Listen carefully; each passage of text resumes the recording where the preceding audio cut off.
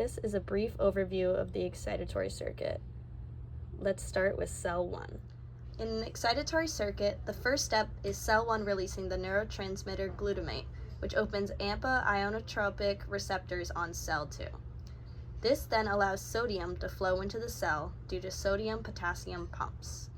In cell 2, the influx of sodium causes an EPSP, or depolarization of the membrane, meaning the cell becomes more positive and therefore closer to firing an AP. If enough EPSPs fire, or the cell reaches threshold, then voltage-gated sodium channels open and allow influx of sodium into the cell. When the action potential reaches its peak, voltage-gated sodium channels close and voltage-gated potassium channels open, and the potassium effluxes out of the cell, causing repolarization and eventually hyperpolarization. At the end of the axon, after the APs have fired, calcium influxes into the cell.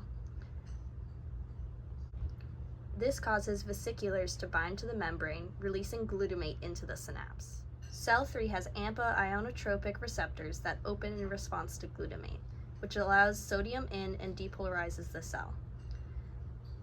Cell 3 follows the same process as cell 2 did. The rise in membrane potential generates an action potential and eventually releases more excitatory neurotransmitters into the synapse for the next cell. Here is the overall review of an excitatory circuit. Now for the inhibitory circuit, which follows a very similar path to the excitatory circuit, except an action potential is never fired, and a few key elements differ.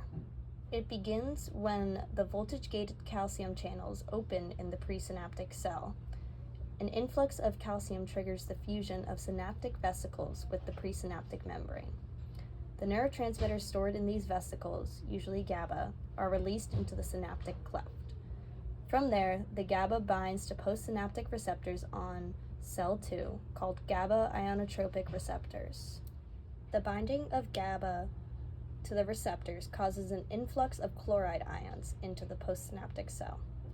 This leads to hyperpolarization of the postsynaptic membrane, meaning the cell is now less likely to fire an action potential, and the membrane potential is lower or farther away from the threshold. This effectively inhibits the activity of the postsynaptic cell, which means that the postsynaptic cell will not release neurotransmitters to the next cell. And this is the overview of the inhibitory circuit.